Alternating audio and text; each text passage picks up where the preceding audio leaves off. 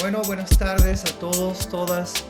Bienvenidos, bienvenidas a esta charla de la serie Retos para América Latina.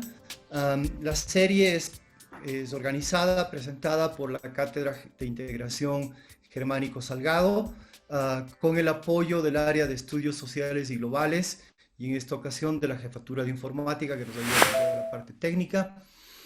Como ustedes probablemente, o muchos de ustedes probablemente sabrán, estamos celebrando también los 30 años de la Universidad Andina Simón Bolívar, de su fundación, y por esta razón estamos transmitiendo en vivo por el canal de Facebook del área de Estudios Sociales y Globales, para quienes quieran también usar ese canal.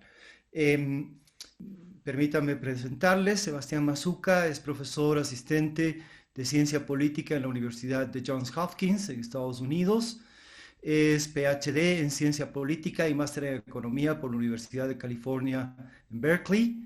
Ha sido asociado postdoctoral en la Academia de Estudios Internacionales y de Área de la Universidad de Harvard.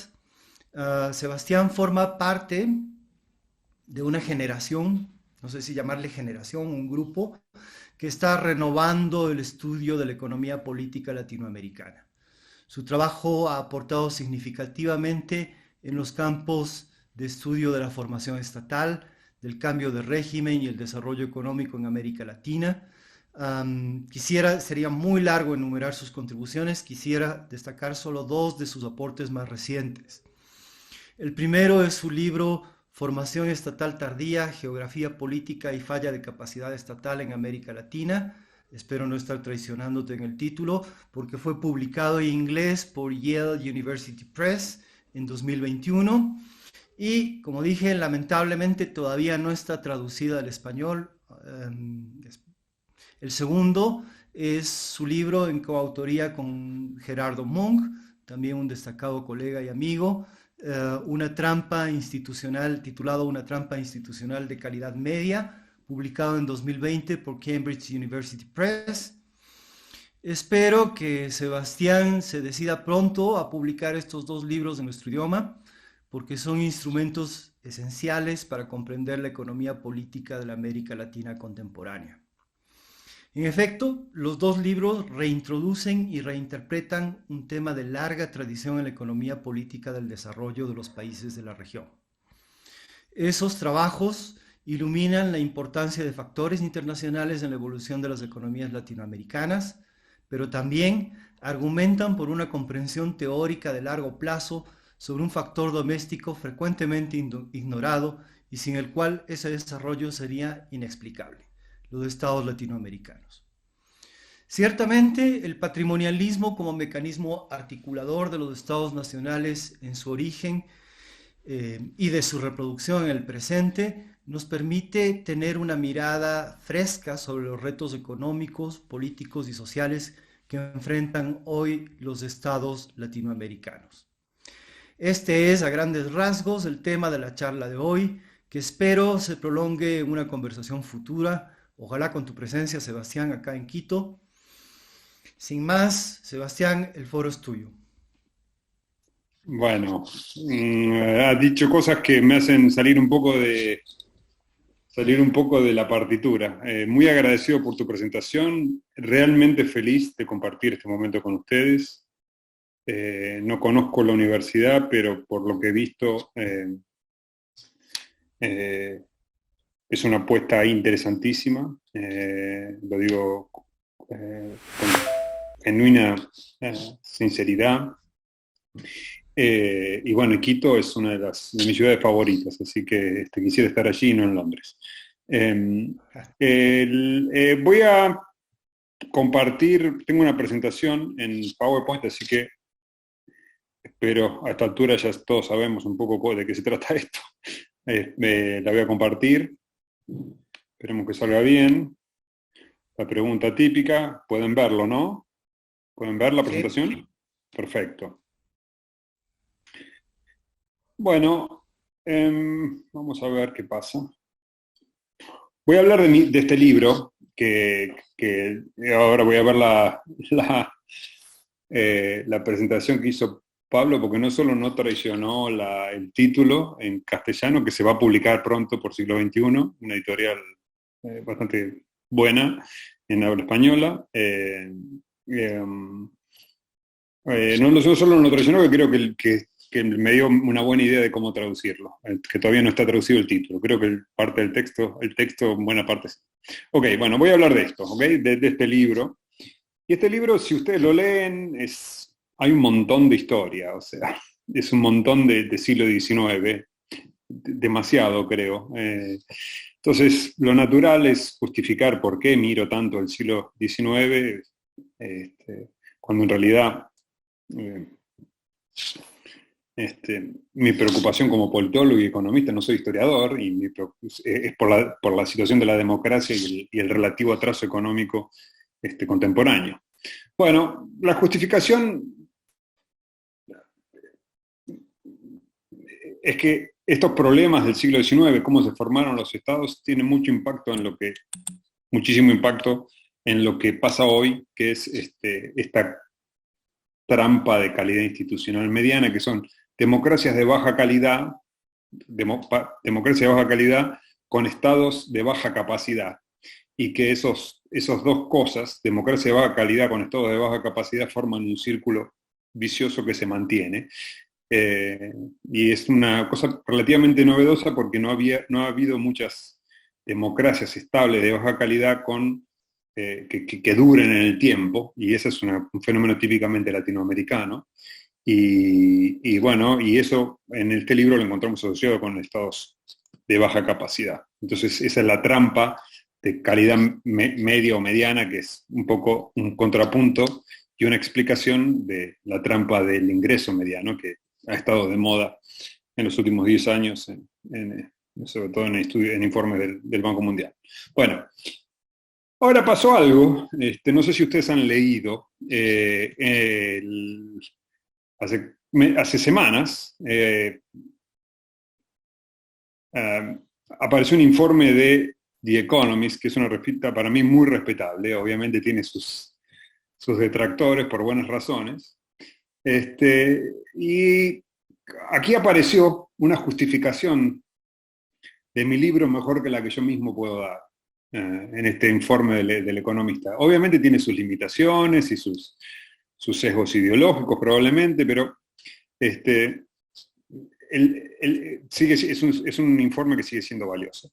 Este informe es un informe muy interesante, pero es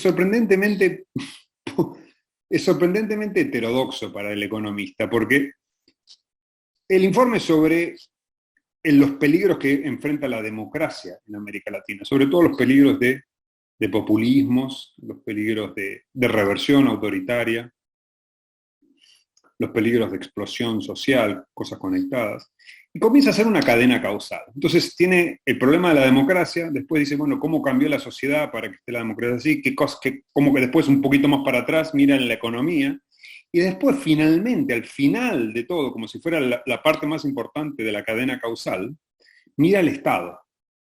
O sea, es como el economista dice, hay un montón de problemas, un montón de lío en América Latina, miramos la sociedad, miramos la economía, la democracia, pero en última instancia está causado por el Estado. Si uno hace una lectura, quizás es mi propio sesgo teórico, pero creo que si uno hace la lectura y cómo está estructurado el informe, hace mucho sentido esta cadena causal, que los problemas están enraizados en el Estado. Y bueno, la novedad ahí está que ellos resumieron mi libro mejor que yo. Acá ellos, esta bajada que toman, el editor tomó esta bajada, si ustedes luego la leen en el texto, es exactamente quotation, una cita textual de mi libro que ellos acreditan, no es que me han plagiado ni nada de eso. Pero lo tomaron, y si ustedes miran, dicen, la frase completa dice, la debilidad del Estado es la fuente más importante de los problemas crónicos de América Latina, incluido el atraso económico, la baja calidad de la democracia y la desigualdad social. Y esa cifra la toman textual y es en el fondo como la causa en última instancia, como se decía en viejos tiempos marxistas, en última instancia la causa de todos estos problemas, la fuente de todos estos problemas. Claro, no es marxista porque es el Estado, un Estado relativamente autónomo, el que es la causa de estos problemas. Entonces, la verdad es que la justificación, les comento que hay una justificación en el último, una justificación de por qué estudiar el Estado latinoamericano y las fuentes históricas de su debilidad, que está súper bien planteada en el último informe del Economista, a pesar de todas las limitaciones que los informes breves como los del Economista tienen. Entonces, bueno, ahí está la cosa. Bueno, hecha la justificación de por qué estudiar el Estado latinoamericano y estudiar, digamos, en perspectiva histórica, aunque quedará más claro más adelante, les cuento el argumento del libro sin repetirlo demasiado y tratando de traer algunas ideas nuevas que no están en el libro, que están a mitad. A ver cómo andamos de tiempo, creo que alcanzará justo. Esto no está en el libro, pero esto es una de las motivaciones de mi formación como politólogo. Una de las cosas, yo descubrí mi vocación de politólogo creo que bastante pronto leyendo a Robin Hood. Y este es obviamente un retrato de Robin Hood. Y Robin Hood a mí nunca me gustó. Lo leí en la versión pediátrica y no me gustaba el personaje Robin Hood. Y después lo leí en una versión un poco más, creo que un poco más adulta y me gustó menos. Y en realidad, en vez de Robin Hood, a mí me gustaba su némesis. Y su némesis es el sheriff de Nottingham, ¿no? Y es un poco extraño, pero para mí, digamos, si uno es politólogo, si a uno le gusta el sheriff de Nottingham, es una señal de que es politólogo, me parece, y que es beberiano. En cambio, si a uno le gusta Robin Hood, es la señal de que uno es o sociólogo o economista y que es un poco marxista, en el fondo, porque si uno mira a Robin Hood es un paladín de la justicia, le quita a los ricos para repartir entre los pobres, de redistribución. Si uno lo mira desde el punto de vista del sheriff de Nottingham, en realidad el sheriff de Nottingham lo que estaba haciendo no estaba oprimiendo a los pobres, una clase capitalista, estaba construyendo un Estado, estaba construyendo el orden monárquico. Independientemente de si eso favorecía una clase social o no, estaba construyendo un Estado. Entonces a mí me pareció un héroe, aburrido, pero constante, perseverante, disciplinado, construyendo un orden que era mucho más grande que él. Y entonces, bueno, si a uno le gusta el sheriff de Nottingham, es que es beberiano. Y si es beberiano, después le gusta el sheriff de Nottingham. ¿Okay? El argumento del libro se basa, un poco el secreto del libro, el secreto conceptual del libro, radica en la distinción entre state formation y state building, que no es un juego de palabras, parece que es un juego de palabras, pero no es. Aquí es donde empiezo a hablar en serio. Ahora, todo lo que dije antes es un poco una introducción, un warm-up. Esto tienen que prestar atención, si quieren luego entender lo que voy a decir después. La distinción entre state formation y state building. Formación de un Estado y construcción de un Estado. Se ha usado de forma intercambiable en la literatura, pero a mí no me importa qué palabras se usan, pero quiero distinguir el concepto, el fenómeno, como dos cosas diferentes. La formación de Estado es una cosa muy grande, pero que se puede definir de forma simple, muy weberiana y minimalista, aunque es una cosa grande, porque la formación del Estado es algo más importante que el régimen o que otras cosas, o que un gobierno, es la formación de algo grande que yo diría que es dos cosas: la consolidación de un territorio y la monopolización de la violencia dentro de ese territorio. Con esas dos condiciones, si se monopoliza la violencia y se consolida un territorio, hay un Estado. Que es lo mismo, si ustedes lo piensan, estas son palabras que usamos nosotros los politólogos, pero es lo mismo que la creación de un país. Un país se crea cuando se consolida su territorio y hay un orden y hay un monopolio de la violencia que crea algún tipo de orden. Es muy parecido a creación de país. Construcción de Estado, en realidad sería construcción de capacidad. Y esto es lo que se refiere en los debates contemporáneos, state building es esto. Construcción de capacidad. Capacidades, obviamente esto viene de la burocratización de Weber, en los términos también aún más, con más jargon, Michael Mann le dijo poder infraestructural, que es en realidad las capacidades que tiene, las capacidades permanentes a las que puede recurrir un gobierno nacional para proveer bienes públicos. Que los provea o no es una cuestión de cada gobierno, pero que esa capacidad exista. La capacidad de crear bienes públicos. ¿Qué es esta capacidad? Bueno, funcionarios, un cuerpo de funcionarios lo suficientemente competente y los suficientes recursos fiscales como para, de ser necesario, si existe la decisión política, proveer bienes públicos de una forma eficiente y uniforme en el territorio. Eso es capacidad. Entonces, funcionarios y recursos fiscales son la clave. No tiene nada, tiene que ver, pero uno puede desagregar, separar estos dos componentes de formación de Estado y creación de capacidad, que se suelen usar como cosas, como si fueran lo mismo, pero la clave de este libro es que son cosas separadas, analíticamente distintas. Yo prefiero, en vez de estar, a mí, obviamente, ustedes quizás lo saben, algunos de ustedes quizás lo saben, a mí me inspiró mucho, además de Robin Hood, Guillermo O'Donnell, y Guillermo O'Donnell hablaba de zonas marrones, que es lo mismo que bajo poder infraestructural de Michael Mann, de las zonas marrones donde el Estado no está. Zonas marrones territoriales o zonas de áreas de política donde el Estado no está. Casos extremos, casos donde los territorios están tomados por la guerrilla o por un cartel o por el crimen organizado o por un déspota local, etc. Entonces, son las zonas marrones, pero yo prefiero, para que sea más clásico, más que no sea tan politológico, usar los términos de Weber, que Weber decía, bueno, esto es creación de capacidad, es burocratización, la eliminación del patrimonialismo, extinción del patrimonialismo.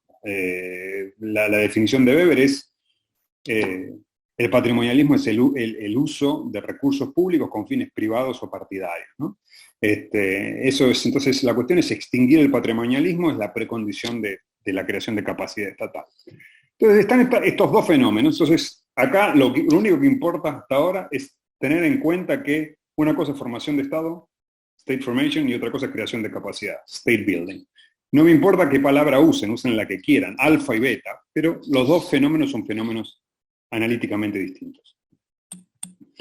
¿Ok? Bueno, la pregunta clave, que una vez que uno hace esta separación, esta distinción, la pregunta que permite hacer esta distinción entre state formation y state building, es bajo qué condiciones estos dos procesos, el de formación de Estado y el de construcción de capacidad, están acoplados, van juntos, van de la mano, y bajo qué condiciones van juntos, están desacoplados, o si hay condiciones en las cuales son incompatibles. O sea, la formación del Estado, en un momento, crea obstáculos permanentes a la construcción de capacidad posterior.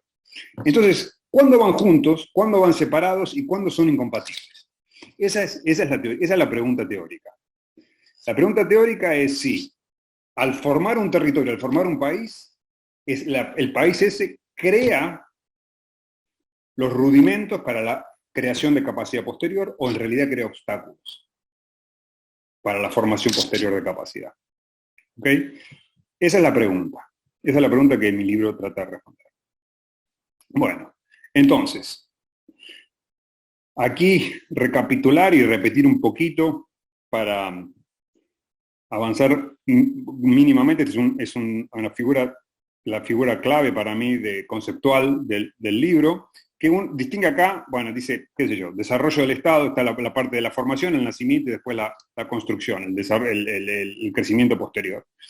Las dos dimensiones de formación del Estado, violence monopolization y territory consolidation, y después, una vez que está esto, el state building sería la transición de una administración patrimonial a una administración burocrática o burocratización.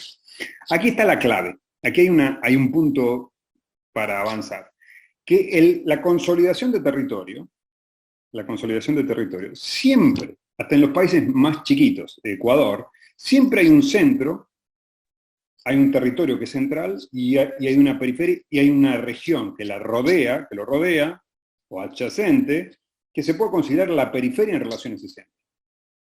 Entonces se puede siempre pensar en un clivaje territorial donde el centro incorpora una periferia. O decide secesionar de una periferia más grande, lo que fuera. Hay un momento de interacción entre el centro y la periferia, y eso lo llamo la incorporación de la periferia. ¿Qué pasa durante la incorporación de la periferia? Y este es el punto clave. Este es el punto, el secreto. Ya no quiero volver a usar la palabra secreto, pero lo que está en el corazón del argumento teórico es que la incorporación esta de la periferia por parte de un centro, cuando se forma el territorio, y un centro decide si tomar a una periferia, a dos periferias, a tres, a varias, a una multiplicidad de periferias, como hicieron Brasil y Argentina, cuando las incorpora, si lo hace transformándolas o no transformándolas, o deja que sigan como estaban hasta entonces. Entonces, la cuestión es, bueno, en el proceso de formación del Estado hay una parte que es la creación del territorio nacional, la demarcación de las fronteras. Esa demarcación de las fronteras hacia afuera significa una integración hacia adentro de un centro y sus periferias, una o múltiples periferias. Y la cuestión fundamental es saber si esa periferia ocurre, es concomitante, o causa, o necesita, o requiere la transformación de la periferia. Si el centro incorpora la periferia y la transforma, ahí es donde se crea burocratización y capacidad de Estado. ¿Okay? De nuevo, insisto en que hasta el Economist, que es un diario que cree más en el mercado que en el Estado, dice que en última instancia la fuente de los problemas de América Latina es la falta de capacidad estatal. Ha llegado hasta el Economist, digamos. Entonces, yo digo que, bueno, esto es importante y la cuestión es cuando se forma el territorio, si en la formación del territorio hay un centro que transforma la periferia o la deja tal cual está. Tal cual estaba desde tiempos, no sé, coloniales o de la guerra de independencia, lo que fuera. ¿Ok? Espero que esté ok. Yo estoy acostumbrado también a las charlas en economía donde los economistas interrumpen mucho y a mí me gusta también eso. O sea, si ustedes, bueno, espero que esté claro. Aquí hay una cosa que es la razón por la cual formación de Estado, State Formation y State Building, no se distinguieron, es porque todo, digamos, nuestras teorías están basadas en Weber y en la versión de Tilly que Tilly ofreció de Weber. Y después un montón de autores, Hintze y un montón de autores satélites de este tridente de Weber, Hintze y Tilly, que es cómo se formaron los estados europeos. Y la característica de los estados europeos, la característica del proceso de formación de estados europeos, es decir, de la creación de los países de Europa, los países como los clásicos, Francia, España, Inglaterra, Prusia en ese momento, que luego se expandió recientemente en términos del gran esquema de la historia, a la segunda mitad del siglo XIX, se expandió en Alemania. Estos países, Suecia, Rusia, es la creación de los países europeos modernos, en la creación de los estados modernos en Europa, State Formation y State Building fueron de la mano. Y no hay vuelta que darle. ¿Y por qué es esto? ¿Y por qué es esto? Bueno, es la lógica darwiniana, la lógica de la geopolítica darwiniana, digamos, del darwinismo geopolítico. Un montón de formas preestatales de gobernar la tierra, de gobernar Europa, formas preestatales, ducados, señores feudales, imperios, ciudades, ligas de ciudades, etcétera, etcétera, compitiendo entre sí, este es el argumento de Tilly, los estados hicieron la guerra y la guerra hicieron los estados. El argumento es que todas estas formas preestatales o protoestatales de dominación política, en competencia geopolítica entre sí, ¿verdad? Luchaban por tierra y por recursos la exigencia de la supervivencia geopolítica hizo que estos protogobiernos, estos gobiernos medievales, incorporaran periferias y las transformaran al mismo tiempo. ¿Por qué? Bueno, porque si no transformaban a las periferias al mismo tiempo que las incorporaban, ocurría que iban a perder la guerra. Entonces, para sobrevivir en la competencia geopolítica, estos estados que se forman incorporan territorios y lo transforman a la vez. Es decir, sobre todo hacen dos cosas: extracción de recursos, es decir, cobran impuestos, mandan cobradores de impuestos como el sheriff de Nottingham, y crean conscripción. O sea, regimentan a la sociedad. Si no hacen eso, si un gobernante en el siglo XVII, aquí este dibujo, esta pintura, es sobre la batalla de Lens, que es una de las últimas batallas de la guerra de los 30 años, 1648, ya cuando se está terminando. Esta es la guerra de 30 años, es la guerra fundacional de la Europa moderna, la paz de Westfalia. En esta guerra, los estados que incorporaban de recursos, que incorporaban territorio, pero no lo transformaban, simplemente iban a ser absorbidos por otros estados que sí fueran burocráticos. Es decir, los centros que incorporaron territorio, transformaron a sus periferias, y si no lo lograban hacer, iban a ser derrotados y absorbidos por otros países que sí hubieran logrado hacer transformación. Entonces, en equilibrio, eventualmente, quedan seleccionados solo estados que hayan transformado la periferia. Entonces, es la generalización de estados burocráticos beberianos. Obviamente, este proceso toma mucho tiempo, desde 1618 hasta la reforma del servicio civil en fines del siglo XIX. Son 3 ciclos sostenidos de competencia geopolítica que crean estados y también capacidades al mismo tiempo, porque no es solo demarcan su territorio, sino que transforman al territorio, reemplazando formas patrimoniales, locales patrimoniales de administrar el poder por formas burocráticas centralizadas de administrar el poder, eficientes, en el sentido weberiano y también en el sentido de la economía. Muy bien. Ahora ha pasado, y esto es lo que llama la atención, es que cuando se trata de ver qué pasó en el resto del mundo, no solo en Europa, existen libros fabulosos, pero realmente fabulosos, que yo admiro mucho. Y existe un argumento sobre África que es fundamental, y probablemente ningún libro sobre África sea mejor hasta ahora que el de Jeffrey Herbst sobre Estados y Poder en África. Se ha tratado de extender a Turquía, al Imperio Otomano, a América Latina con el libro de Centeno, y todos estos libros son fantásticos, pero la conclusión sistemática de todos estos libros, y hay una lista, uno puede hacer una lista infinita, incluso sobre China, es que la lógica de Tilly no se aplica. Este es el argumento. O sea, el punto en común que tienen todos estos estudios sobre formación de estados fuera de Europa es que el argumento de Tilly no se aplica. Entonces buscan otro argumento que explique cómo se formaron estados en otros países. Dicen, Tilly no se aplica. Muy interesante. El de Herbst creo que es delicioso, porque el de Herbst habla sobre densidad de la población, que Herbst tiene un argumento bastante, aunque es ad hoc, y digamos, es muy elegante, porque dice, bueno, en la cuestión es la densidad de la población, porque si hay baja densidad de población, el recurso escaso son las personas y no la tierra. Entonces eso es una lógica que no se puede, la lógica de formación de Estado europea no va a viajar bien a África, porque, digamos, lo que es abundante en uno, la población en Europa, es escaso en África, y viceversa. Lo que es abundante en África es escaso en Europa, que es la tierra. Entonces se da otra lógica. ¿Qué pasa con los bandidos nómades? Bueno, porque hay bandidos nómades, es una cuestión distinta. En el Imperio Otomano, sobre China, la lógica del balance de poder es diferente.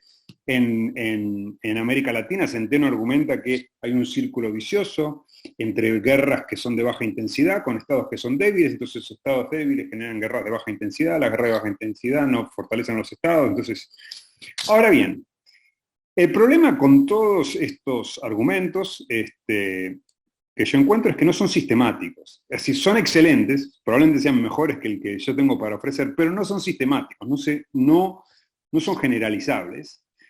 Cada uno tiene su razón específica, casi con nombre propio, de por qué su región se desvía del patrón europeo ejemplificado por Tilly. Esto me hace acordar mucho a un cuento de un maravilloso escritor argentino, Borges, que habla en algún momento de una enciclopedia china. No importa, ¿no? Esto no hace falta que lo lean, se los leo yo. Habla de una enciclopedia china, el imperio celestial del conocimiento benevolente. Y en lo que dice, lo que encuentra en esa enciclopedia china, obviamente esto es inventado por Borges, esto Borges cita cosas que él inventa, no que ha creado, esto es típico de él. Dice, bueno, en sus páginas remotas, en las páginas remotas de esta enciclopedia, está escrito que los animales se dividen en, y entonces crea una serie de categorías, bueno, se dividen en, vamos a ver, los que pertenecen al emperador, los que están embalsamados, los que están entrenados, los chanchitos, los puercos, las sirenas de mar, los fabulosos, los perros perdidos, los que están incluidos en esta clasificación, los que se agitan como locos, los que no se pueden contar, los que no se pueden numerar, los que están dibujados con un pincel de fino pelo de camello, etcétera, los que han roto esta vasija y los que desde lejos parecen moscas. Bueno, esto es una locura, ¿verdad? Esta clasificación es una completa locura. Cualquier persona con el 101 de lógica sabe que esto no es una clasificación. ¿Por qué? Las categorías no son mutuamente excluyentes. O sea que uno puede pertenecer al emperador y ser, y desde lejos verse como una mosca, o sea, no son mutuamente excluyentes, y además no son colectivamente exhaustivas. Yo no sé si está cubriendo todos los animales aquí. Realmente esta taxonomía es una locura, y es en parte lo que quiere decir Borges. Le gustaban estas cuestiones lógicas, que se aplican muy bien a lo que pasa con la literatura sobre formación de Estado fuera de Europa. Son todas un montón de causas, una lista de causas de por qué Tilly no se aplica, pero no queda claro cuál es la teoría general. Bajo qué condiciones se aplica Tilly, bajo qué condiciones no, o bajo qué condiciones predomina la lógica geopolítica y bajo qué condiciones no. Entonces, recuerdan la pregunta, ¿verdad? Recuerdan la pregunta. La pregunta es, ¿cuándo State Formation va de la mano de State Building? ¿Ok? Y entonces yo, para tratar de generar una explicación de eso, de cuándo la creación de un país crea la propensión de creación de capacidad y cuándo la elimina, la anula, trato de hacer una teoría general. Y para hacer una teoría general, lo que miro es un poco lo que decía Pablo, que es condiciones internacionales. La pregunta es, ¿bajo qué condiciones de contexto internacional se forman los estados?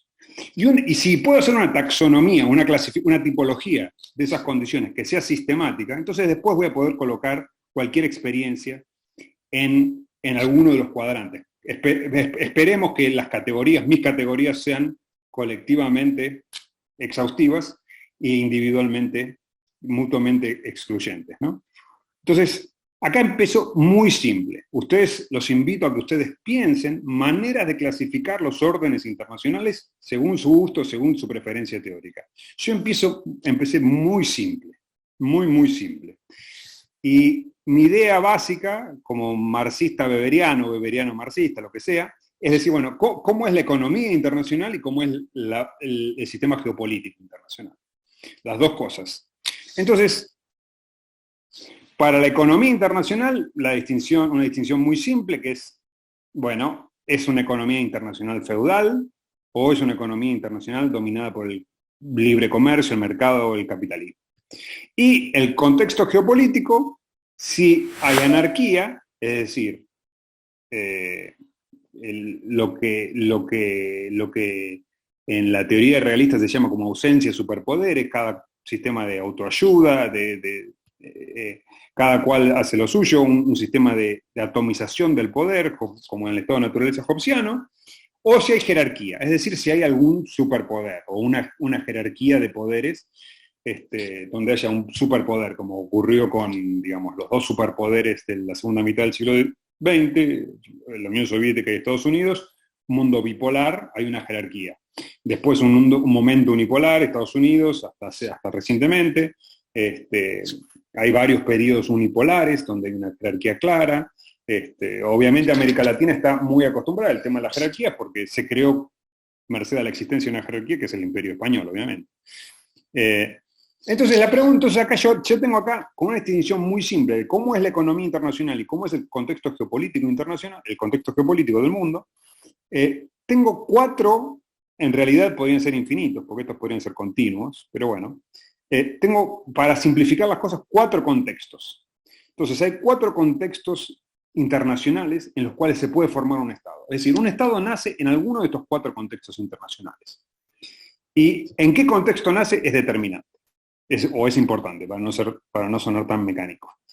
Y la idea es que, bueno, los mundos pueden ser feudal y anárquico, feudal y jerárquico, con un superpoder, capitalista y anárquico, capitalista y jerárquico. Entonces están esos 4 mundos posibles. Y si ustedes miran acá ya pueden poner, en vez de hacer como la taxonomía de Bohr, que cada región tiene su explicación, bueno, yo puedo colocar a las regiones en distintos cuadrantes de esta taxonomía. Y aquí, si ustedes miran, solo le quiero llamar la atención a estas 2 categorías que son opuestas. Son categorías opuestas porque tienen valores diferentes en ambas dimensiones, tanto en la economía internacional como en la geopolítica. En un contexto de feudalismo con anarquía, es lo que yo llamo formación de Estado pionera, los primeros estados modernos, y caracterizo como guiados o guiados por la guerra. Y eso es Europa, perdónenme, si ustedes miran mi cursor, es Europa occidental. Europa occidental se formó sus estados en un contexto de feudalismo, contexto económico de feudalismo, y un contexto geopolítico de anarquía. No había superpoderes, eran todo poder atomizado y fragmentado. América Latina, en cambio, se forma en un contexto opuesto, donde en vez de feudalismo hay globalización, es la primera globalización del capitalismo, y además hay una jerarquía. En particular, a partir de 1815, la jerarquía que todos conocemos con nombre propio como la Pax Británica, la emergencia de Gran Bretaña como superpoder indisputado, ¿no? De 1815 hasta la Primera Guerra Mundial.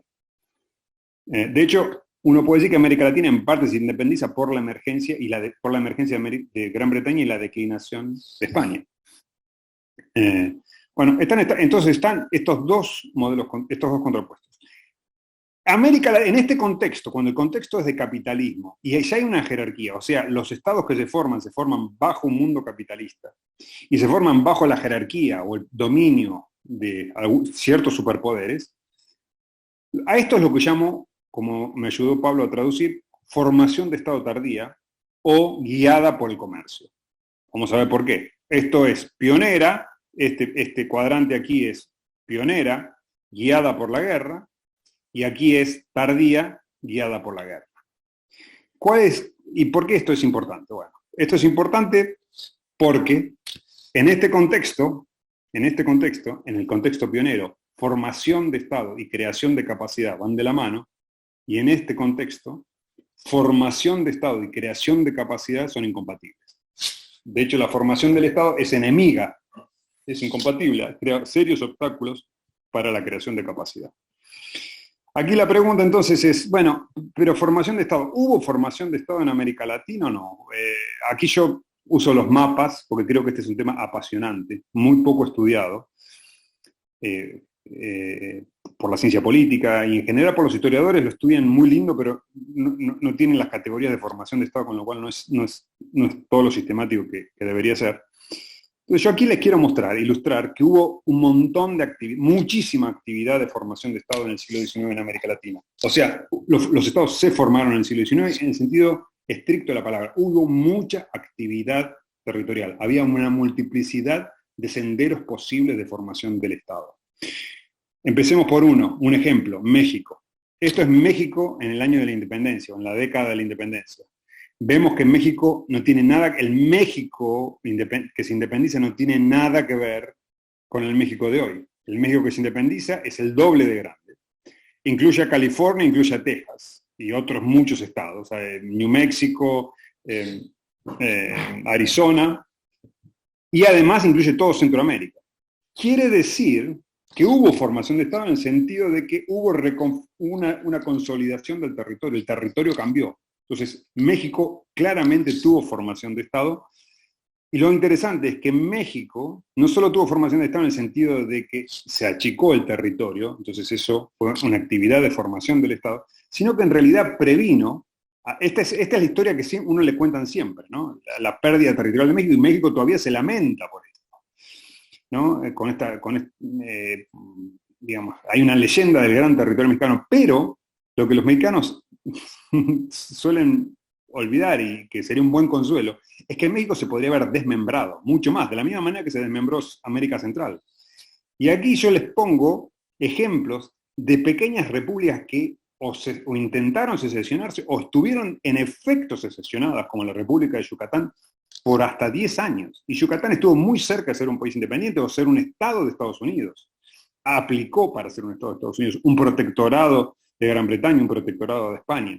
Realmente hubo un intento de secesión, con lo cual quiere decir que había muchos caminos posibles. Fue una coyuntura crítica la formación del Estado en México, porque había muchas posibilidades, pues podía quedar todo entero si políticamente se daban otras condiciones, o se podría haber fragmentado en 4 o 5 países. Brasil, el otro ejemplo, digamos, si hubo formación de Estado en México, uno podría preguntar, bueno, ¿pero qué pasó en Brasil? Brasil, el otro estado enorme, Brasil, que se suele citar como ejemplo de un caso donde no hubo formación de Estado, porque hubo una transición casi automática entre el dominio colonial y el Estado independiente. Entonces, no hubo actividad de consolidación de territorio. Eso es completamente falso.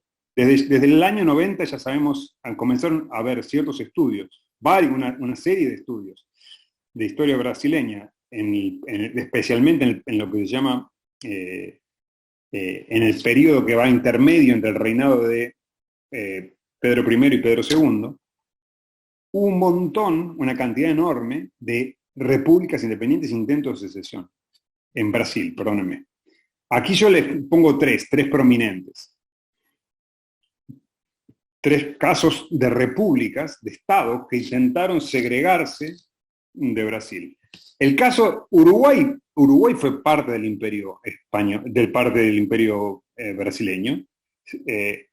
Se independizó, es el único caso de secesión exitosa dentro de Brasil.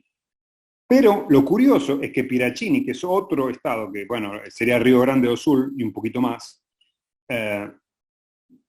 este estado fue una república independiente por 10 años. Y de hecho era mucho más rica que Uruguay, con lo cual tenía mucho más posibilidades de ser un estado independiente que Uruguay. Y sin embargo, Brasil logró, en algún momento, o la élite en Río de Janeiro, logró reunir a una cantidad de estados potencialmente secesionistas. Quiere decir que incluso en Brasil, que suele pensarse que es calmo como el agua, porque la independencia no hubo guerra, porque el territorio se mantuvo, en realidad se mantuvo incluso el régimen, porque se mantuvo la monarquía. En realidad Brasil tuvo un montón de actividad de formación de Estado, un montón. Uno podría decir, bueno, ¿y qué pasa con Centroamérica? Bueno, Centroamérica también tuvo un montón de actividad de formación de Estado, porque sabemos que primero Centroamérica se independizó de Chile como toda una unidad entera se independizó de Chile. Y después, como si miramos ahora el mapa, sabemos que se crearon 5 o 6 países en el lugar donde estaba la Federación Centroamericana. Pero lo interesante es que también podría haber ocurrido dentro de Centroamérica una hiperfragmentación, realmente una atomización del poder, porque había pequeños distritos, incluso municipios, que reclamaban independencia. Y eso podría haberse establecido, porque bueno, que ahí existen los Luxemburgos también. Y ahí hay un ejemplo de una república que duró una cantidad de años, una cantidad de meses, casi 2 años. Entonces, hasta en Centroamérica hubo desmembración y consolidación. La actividad territorial entre 1825 y 1860 en América Latina fue increíble. Increíble. La cantidad de movimientos, la cantidad de cambios y de potenciales reconfiguraciones y recombinaciones de territorio. Llamativo porque después América Latina tiene las fronteras más estables del mundo, una vez que las consolida. Las fronteras más estables. O sea, aquí otro ejemplo que me gusta a mí, que es un ejemplo extraño, porque es el ejemplo de un país que duró unos 5 o 6 años, un estado que duró unos 5 o 6 años en la década del, entre el 10 y el 20, que combina 3 partes de 3 países actuales, un poco de Argentina, un poco de Uruguay y un poco de Brasil. No duró, pero no duró, pero podría haber durado. Hay elementos contingentes. Bueno, la teoría, y con esto voy terminando, creo. Sí. La teoría, ¿cómo es la teoría? Bueno, entonces hasta ahora tenemos establecido 3 cosas. Primero, formación de Estado y creación de capacidad son cosas distintas.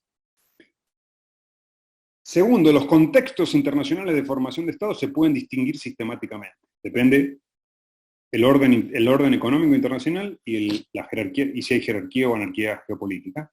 Tercero, en América Latina hubo formación de Estado en el sentido de que hubo actividad de combinación, desagregación y consolidación territorial. Hubo mucha actividad en todos, de México a Ushuaia, de Río Grande a Ushuaia, hubo formación de Estado. Como ustedes saben, Ecuador, bueno, formó parte de lo que se llama erróneamente Gran Colombia, porque en su momento era Colombia y punto. Ahora se lo llama retrospectivamente Gran Colombia. Muy bien. ¿Qué dice la teoría? La teoría está en esta tabla acá, digamos, acá empezamos con las condiciones, los 2 modelos primero, el modelo pionero, guiado por la guerra, y el modelo tardío, guiado por el comercio. Y aquí está, repito lo que dije en la tabla. ¿Cuáles son las condiciones iniciales? ¿Cuáles son las condiciones iniciales? Bueno, las condiciones iniciales en el modelo de la guerra es anarquía geopolítica y feudalismo que luego, hacia el final del siglo XVIII, se transforma en mercantilismo. Y mientras que, por otro lado, el modelo de formación de Estado tardío, el contexto internacional está marcado por la jerarquía internacional y la emergencia novedosa del capitalismo global.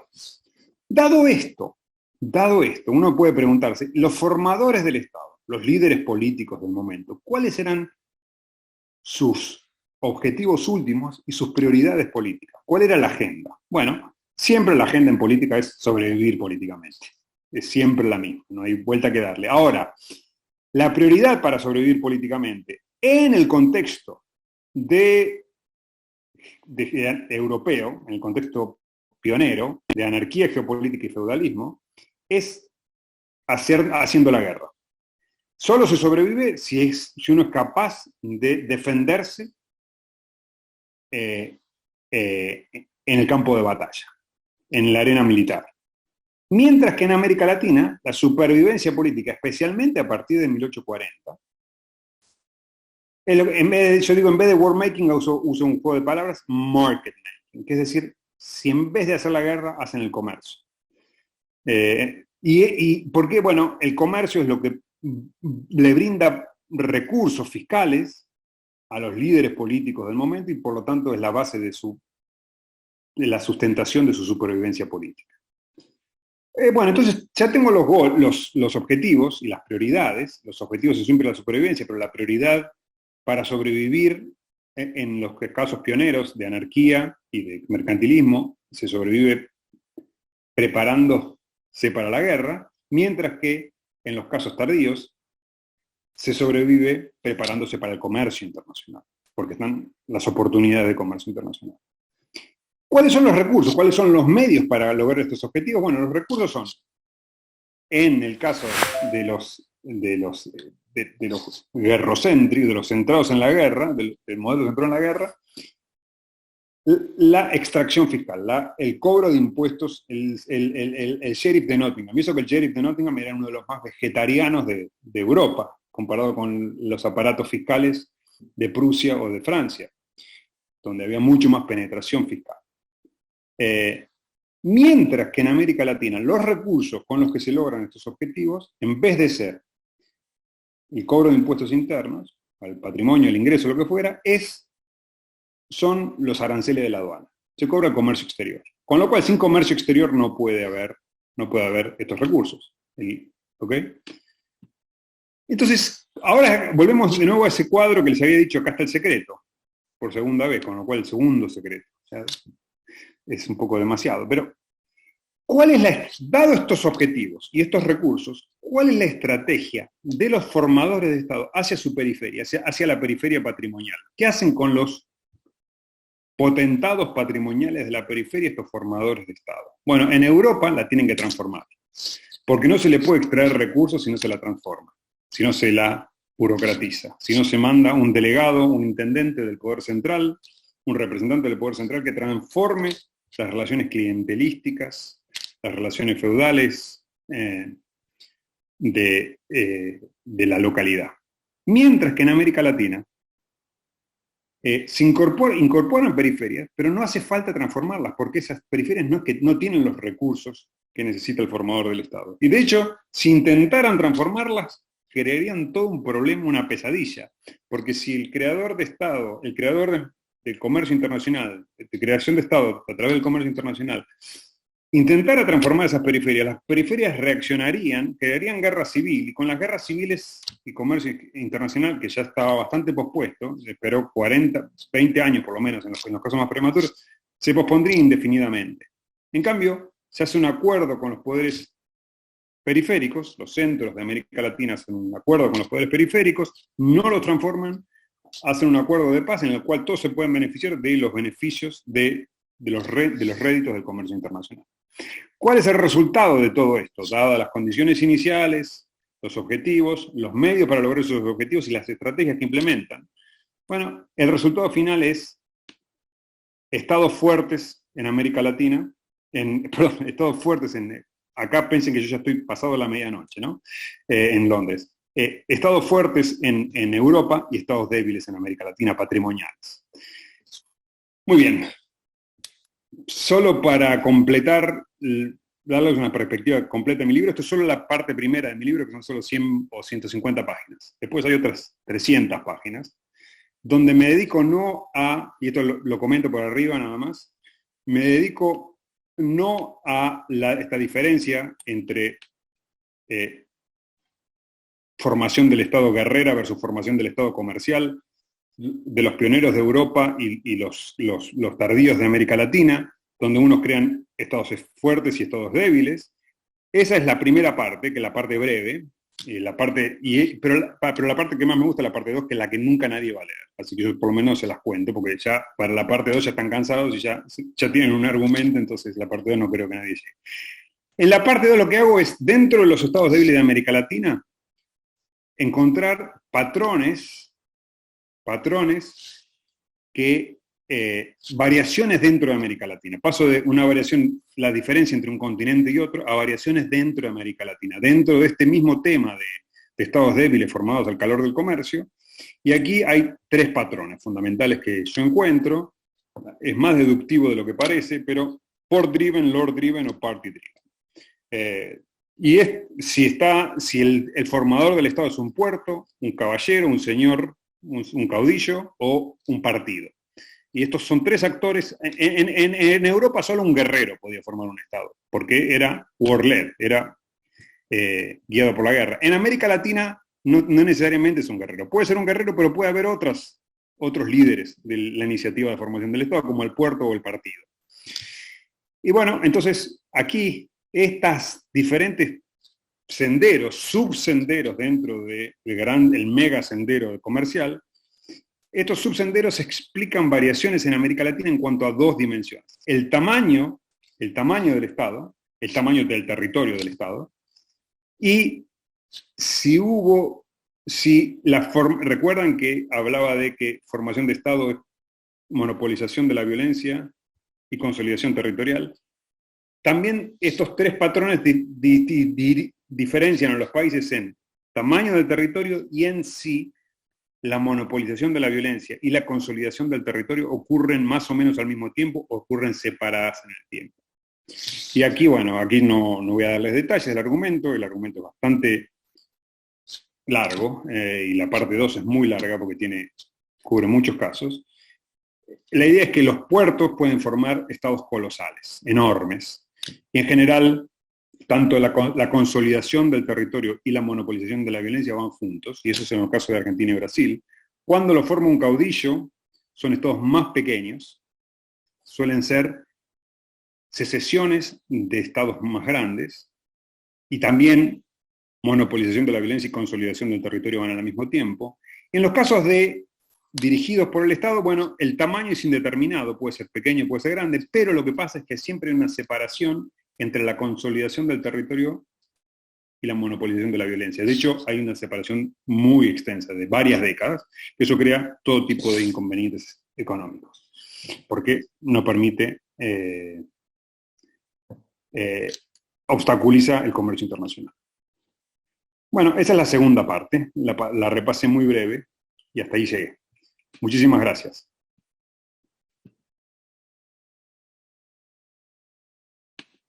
Decía que voy a dar paso directamente al público, la audiencia, que debe tener una serie de preguntas.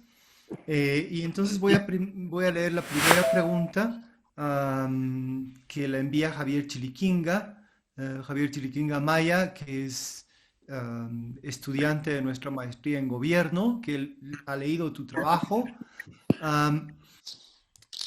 Y dice, Sebastián, la cita que presentaste en The Economist me vuelve a tu pregunta respecto a América Latina. ¿Qué se desarrolla primero, el Estado o la democracia? Porque en el 2012 adelantabas que la trayectoria para la región es democracia primero, aunque siempre se quiso que el Estado sea primero. Esto sobre si una de las dos rutas, formación o construcción estatal, marcan el desarrollo del régimen o a la inversa. Y en términos académicos se pregunta, para llegar a mejores argumentos, ¿habría que dejar de lado la calidad del régimen y poner al Estado en el centro para el estudio de América Latina? Excelente la pregunta, me encanta.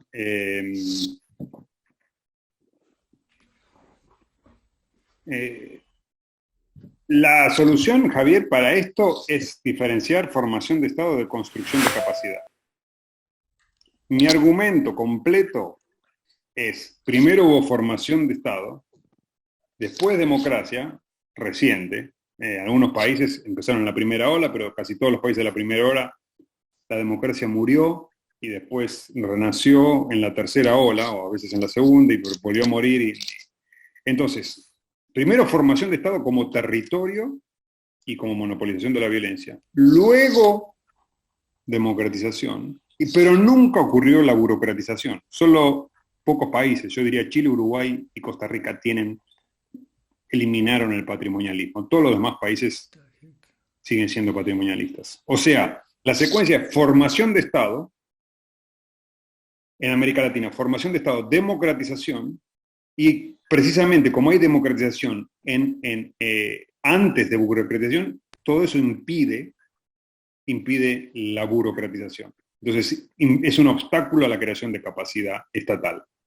En Europa fue al revés, fue formación de Estado primero, siempre ocurre primero. Es más, no puede existir un régimen si no existe un Estado, porque el régimen define las reglas de acceso al poder del Estado. Entonces, pero en Europa hubo primero Estado, burocratización del Estado y después democratización. Entonces, lo que se invierte, se mantiene el orden, state formation viene antes de democratization, pero lo que pasa es que en Europa state building ocurre antes de democratization, mientras que en América Latina la democratización ocurrió cuando no hubo suficiente state building. No hubo suficiente burocratización. Entonces, esa es la respuesta. Esa es la respuesta en la que más creo, digamos, aunque hay variaciones, porque uno ahora uno mira varios casos, y hay casos muy interesantes donde, en Europa, donde la democratización contribuyó a la eficientización del servicio civil. Pero, digamos, la respuesta general la mantengo ahí. Hola. Hola, hola, hola. Hola. Endara. Loreto Endara Espinosa. Ajá, no sé qué pasa con mi celular, pero está que se me desactiva. Ah, Y, perfecto. ajá, y también ya estoy como que yéndome de viaje. Y te quería preguntar algo, fue lo interesante que me pareció todo. Es ¿habrá democracia en América Latina en algún momento? Porque como está la situación en este momento, parece que todas las luchas que se están dando, como lo que sucedió aquí en el Ecuador en octubre, puede volver a pasar porque con todo lo que dijiste está bien duro, ¿no? Entonces, mi pregunta es esa, ¿habrá democracia en América Latina algún día?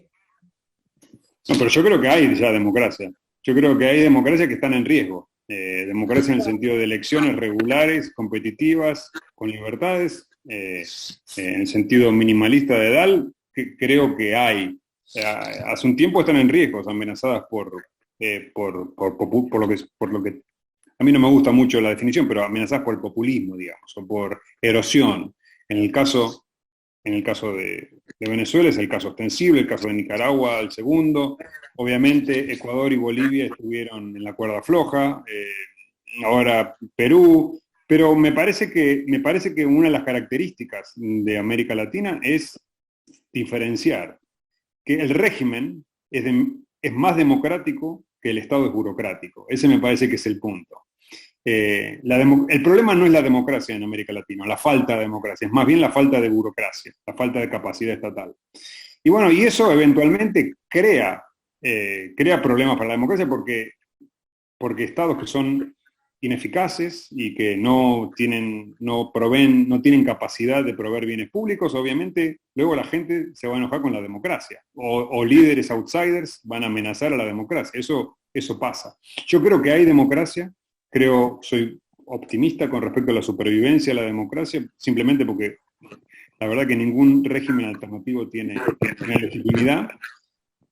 Pero justamente los estados estos de los que estoy hablando, patrimonialistas, representan un desafío muy grande para, para la calidad de la democracia y también constantes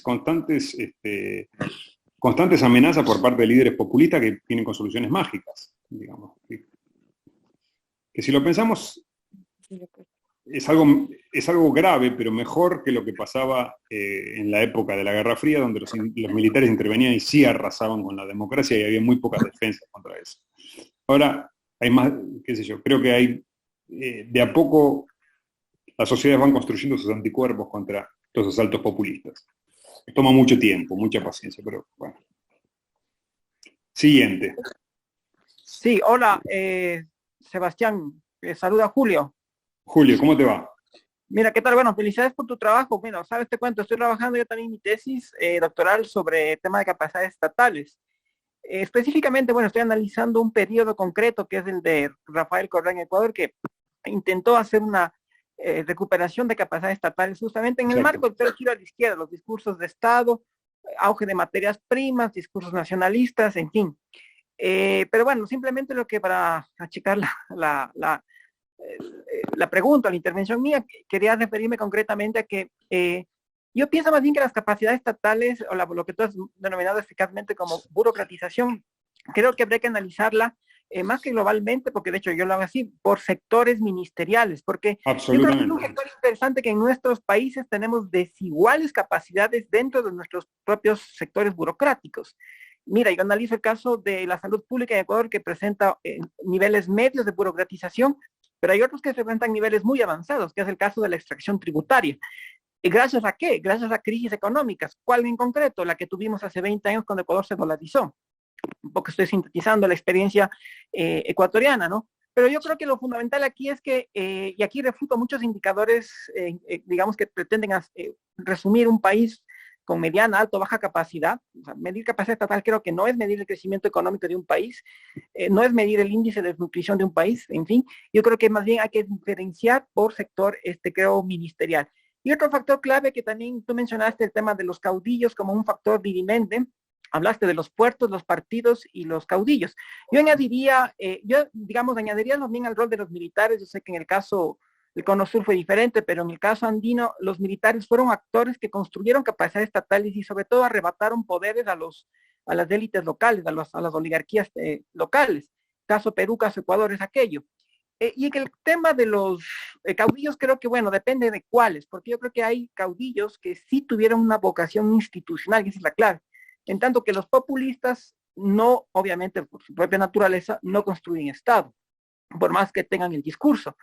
Es el caso, creo yo, de Rafael Correa, que se habló mucho de Estado, pero finalmente sus políticas en los hechos atentaron contra la profesionalización, el servicio público, la formación de cuerpos burocráticos por la necesidad justamente de tener capital político, creo yo. Entonces yo creo que también es fundamental aquí mirar los factores o el tipo de liderazgo político, las coyunturas políticas y crisis económicas que tienen los países para mirar cómo estos ayudan a cumplir capacidades estatales ya en la etapa republicana, más que en la etapa como tal naciente de las independencias. Yo creo que hay que mirar también lo que ocurre en los tiempos actuales, o sea, qué presidentes, qué líderes, qué políticos, caudillos, no caudillos, han construido capacidades estatales. Como vuelvo y repito, creo que Julia, por favor, ¿podrías terminar? Porque tenemos varias intervenciones pendientes. Sebastián. Sí, Julio tiene razón, Julio tiene razón. Hay mucha variación en capacidad respecto de áreas de política y respecto al territorio. Hay mucha variación. Y también hay variación en el tiempo. Es decir, en el siglo XX se han creado capacidades. En varios países hicieron state building. Yo estoy resumiendo demasiado y exagerando, creando una caricatura en el fondo. De todas maneras, la propensión patrimonialista, por más iniciativas de Correa, de Perón, de Vargas, la propensión patrimonialista termina siendo dominante. Y se crean algunas administraciones eficientes e independientes, no patrimonialistas, pero están siempre sujetas a captura, son siempre vulnerables a captura. Diría más, la vulnerabilidad de las agencias estatales a la captura partidaria o de corrupción privada es mucho mayor que la propensión de los regímenes a caer en autoritarismo. Aunque corren peligro, digamos, el riesgo de captura del Estado por parte del gobierno, en el fondo, es casi permanente, por más que haya diferencias, por más que haya variaciones. En el gran esquema de las cosas, yo quiero explicar por qué Dinamarca es Dinamarca y Paraguay es Paraguay, no por qué Chile es un poquito mejor que Argentina. Eso está bien, pero yo quiero explicar grandes divergencias y grandes propensiones. Respecto de los militares, bueno, el caudillo es el militar de la época. No hay militares profesionales. Los militares profesionales no formaron estados. O sea, no formaron estados. Los militares, los territorios que se consolidaron en América Latina, se consolidaron por partidos, por caudillos o por señores, o por puertos, o por emprendedores políticos en un puerto. Los ejércitos profesionales vienen mucho más tarde. Los más con suerte Brasil, uno puede decir, tiene un ejército todo el tiempo, pero no hasta 1860 no hay ejércitos casi. Hay generales que se autodenominan generales, pero no forman parte de un cuerpo profesional, porque no hay territorio, no hay Estado. Los ejércitos vienen, en casi toda América Latina, vienen después del Estado. Los dos grandes ejércitos, a diferencia de Estados Unidos, que tuvo un ejército y ese ejército formó el Estado, que es el ejército de Washington, los dos grandes ejércitos de América Latina terminaron desmembrados y desmovilizados, que son los ejércitos de San Martín y de Bolívar, ¿no? Y sus lugartenientes, en muchos casos, usurparon poder como caudillos. O sea, no, esa historia está mal contada. Pero muy de acuerdo con la idea de las variaciones de capacidades, dentro, diría, de un rango que nunca se sale del semipatrimonialismo, que es lo que a mí me interesa. Entender los parámetros dentro de los cuales se mueven las capacidades estatales de América Latina, que siempre se mueven dentro de un rango patrimonialista. Sebastián, buenas tardes. Daniel Sí. Granda te saluda. Encantado, mucho gusto, Daniel. Me ha interesado mucho el enfoque de tu investigación y de los productos que ya tienes. Y sería interesante que se circulen en Ecuador para conocerla. Yo soy profesor de ciencia política también. Mi pregunta... ¿Te gusta más el sheriff de Nottingham o Robin Hood? A veces mucho Robin Hood también. También. Entonces son medio economistas. Pero bueno, el tema en América Latina, y particularmente en el caso ecuatoriano y andino, ya, Colombia, Perú y Bolivia, en el proceso de formación del Estado Nacional, ha jugado un rol muy importante las Fuerzas Armadas. En la explicación que tú diste ya para el siglo XIX, pero en el siglo XX ya hay un proceso muy claro de profesionalización. Y hay un proceso a través de la institución de Fuerzas Armadas del Estado, prácticamente que en un momento determinado reflejan lo que es el Estado.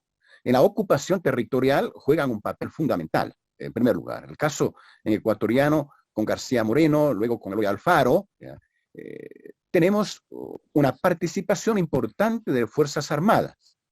Y la profesionalización de Fuerzas Armadas se va consolidando en la década del 10, del 20, del siglo XX. Con instituciones de formación como escuelas militares, academias de guerra, ¿ya? Con influencia sea francesa o sea alemana. Sí. Prusianos en Chile y a través de los prusianos en Ecuador, que vino la Comisión Militar chilena muy temprano en el siglo XX.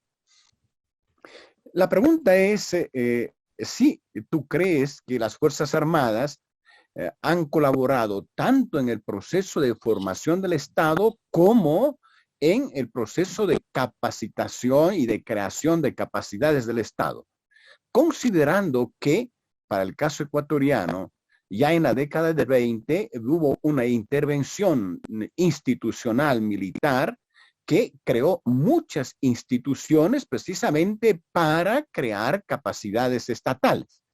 Y en la década del 60, lo perdimos a Daniel, de planificación, etcétera, lo cual le da un sentido de crear no solamente el Estado y la formación del Estado, sino construir capacidades.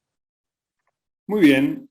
La pregunta es maravillosa. Yo tengo una respuesta breve.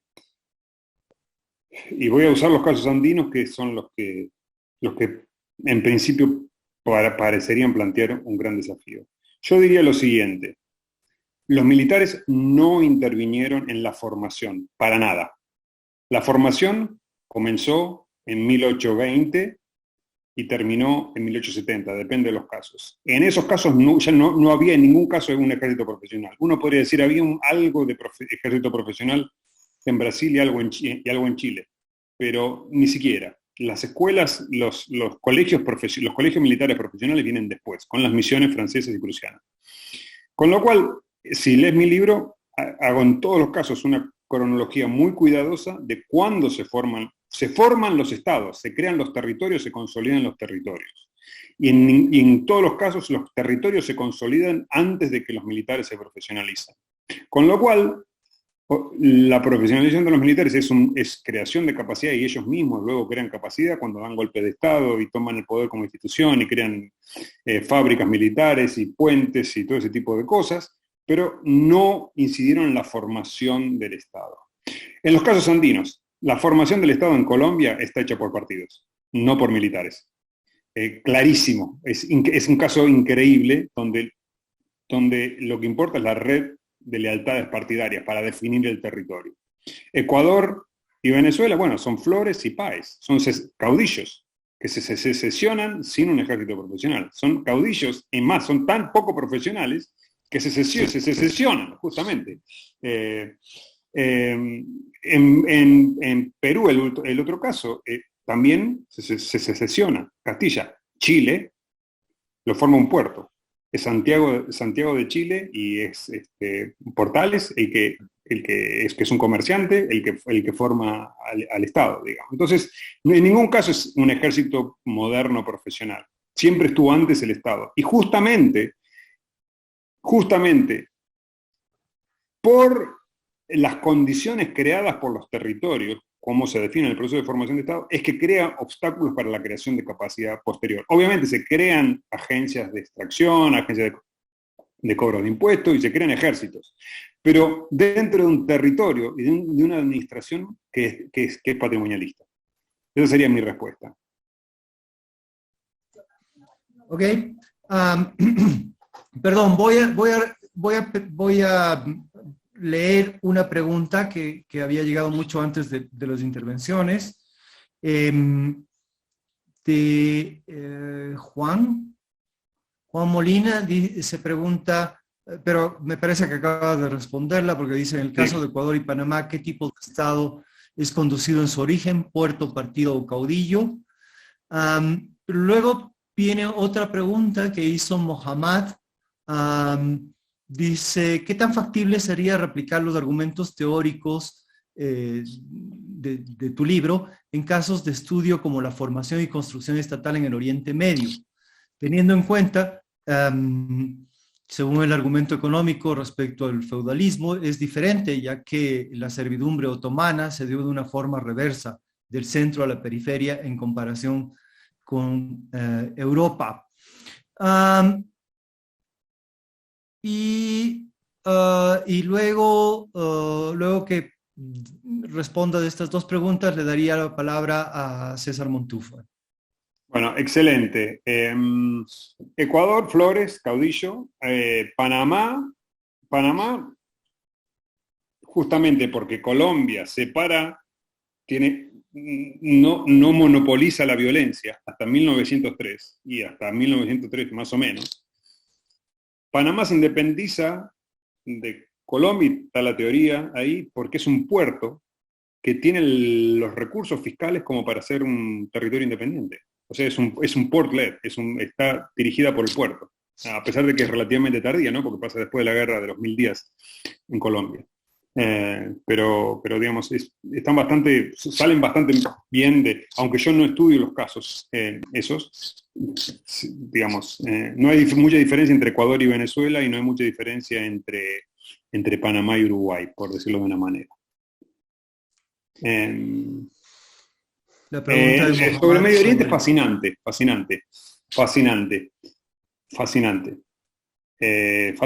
El centro transforma la periferia, pero la transforma en el sentido que la hace patrimonial. Es verdad, es así. Ahora, lo que hace es interesante es que la sistematiza patrimonial y hace que lo que era nómada se transforme en más sedentario y organiza. Pero claro, yo tengo, aunque en APSR, digamos, acaba de salir un libro sobre la formación de los estados prístinos. No tiene mucho que ver, pero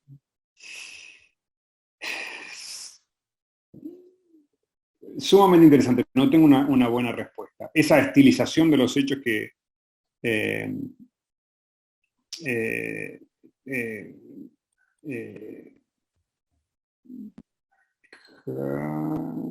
pero ¿quién es que lo hizo? La pregunta ahora no me recuerdo el nombre. Mohammad.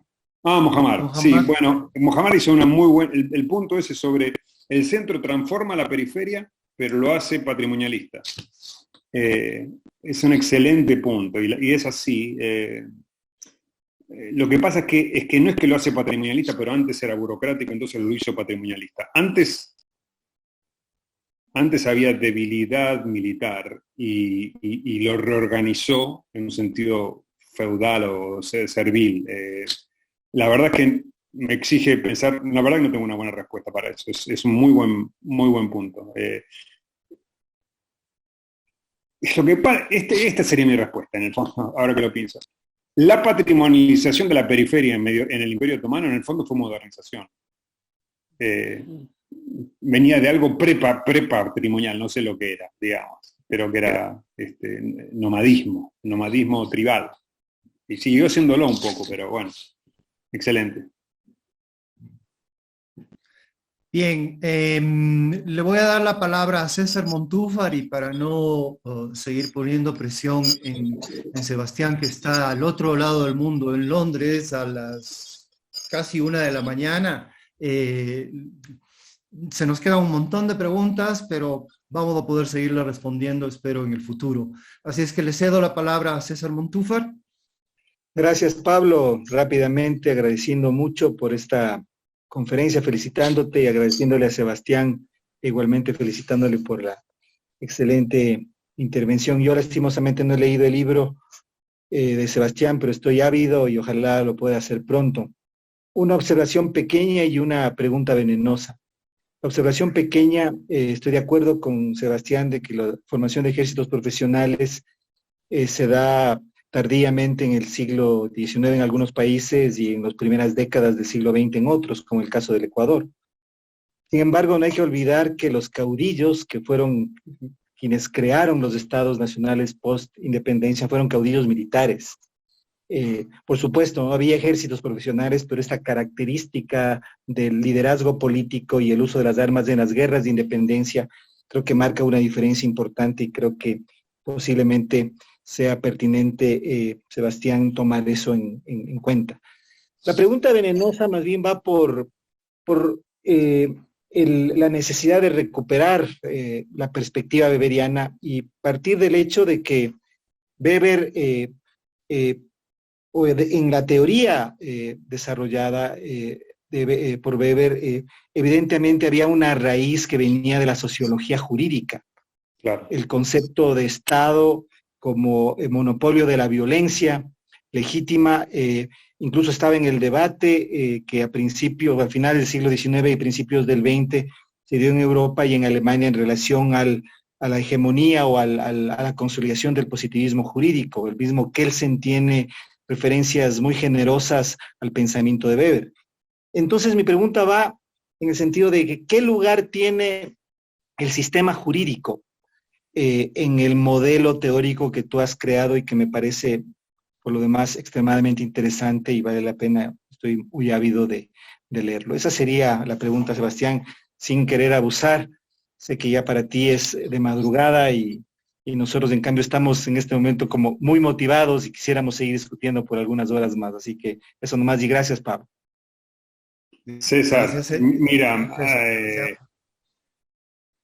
la verdad es que no me preocupa nada la presión. Lo único que me da un poco es que no quiero avergonzarme de las cosas que digo porque estoy francamente agotado. Di una charla en Oxford esta mañana y mañana vuelvo a ir a Oxford, entonces estoy un poco por todos lados y en realidad estoy yo igualmente entusiasmado y feliz con esta charla. Las preguntas han sido maravillosas, me alegro que estén grabadas, así las puedo volver a escuchar. Y la única razón por la que tengo respuestas tentativas no es porque esté cansado, no es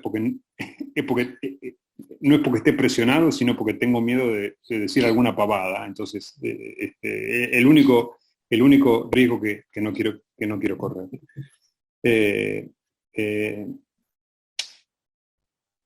Mira, los caudillos no, para mi sorpresa, ni en México, ni en Brasil, ni en Argentina fueron formados por caudillos.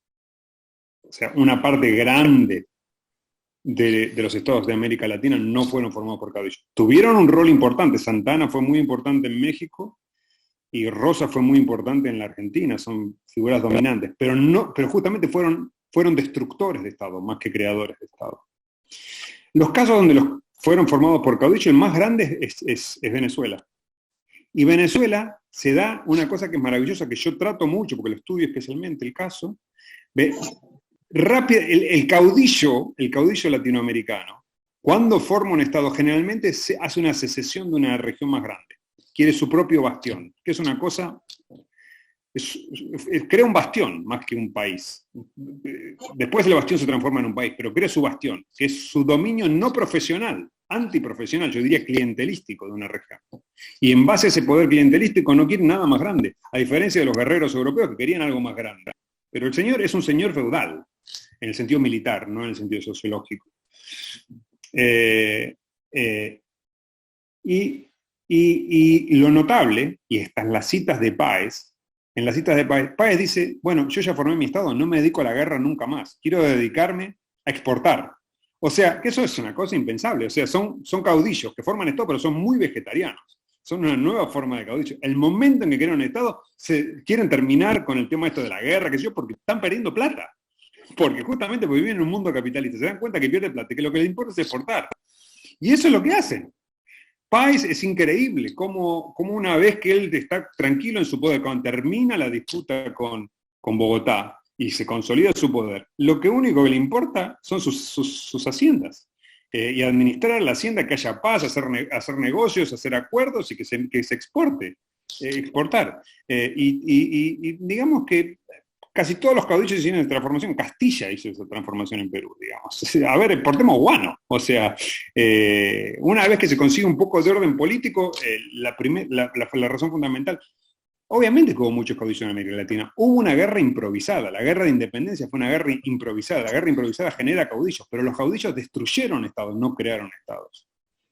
En su gran mayoría destruyeron estados, no los crearon. Los crearon otras cosas, los puertos, los partidos. Justamente ese es el punto del libro. Y creo que cuando uno lee Páez, que es el único caudillo que creó un estado relativamente sustancial en territorio, es increíble. La trayectoria de Páez como formador de Venezuela es increíble, porque muestra lo poco interesado en la guerra que estaba, lo poco interesado que estaba en el guerrero, muy distinto del guerrero europeo, donde no paró. Empezó la guerra y no paró, la dejó de por vida.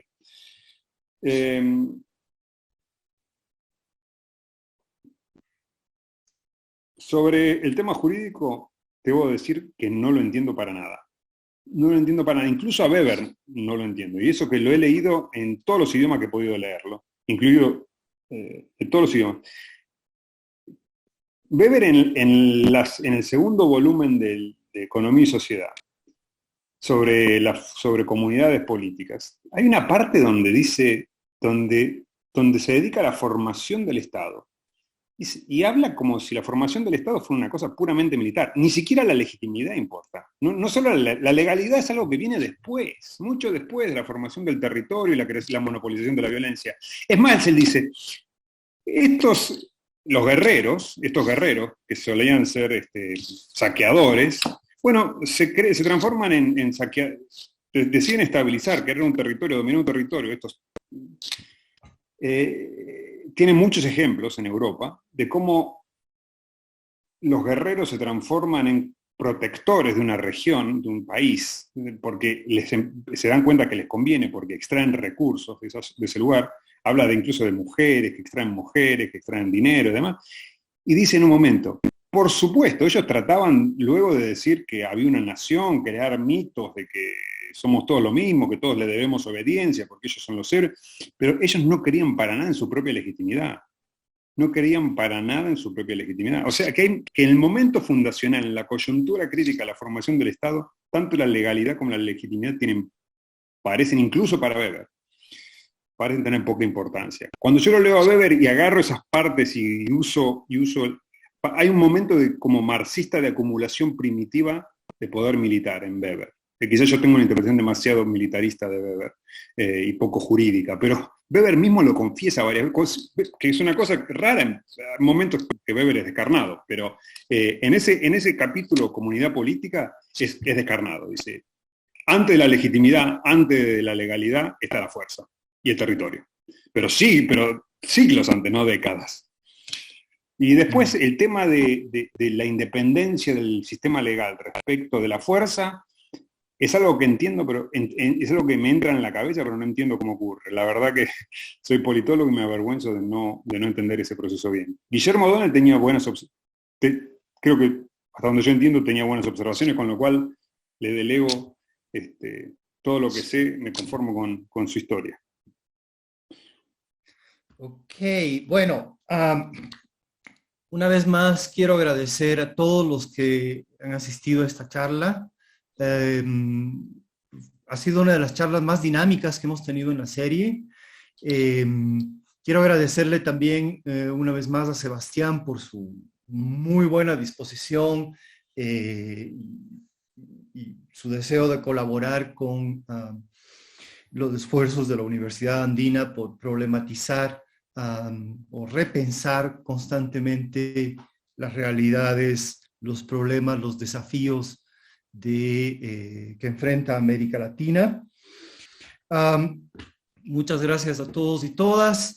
Y como estamos todavía como estamos en los festejos de aniversario de fundación de la Universidad Andina Simón Bolívar, como es nuestra costumbre, son solamente nuestros primeros 30 años. Los siguientes 30 años les aseguro que van a ser mejores y esperamos que antes de que llegue ese segundo aniversario podamos juntarnos con Sebastián, con César y con algunos otros participantes acá a discutir sobre Weber, a seguir hablando sobre el Estado, a avanzar nuestras investigaciones, en fin. Gracias a todos y a todas y que tengan una buena noche. Muchas gracias.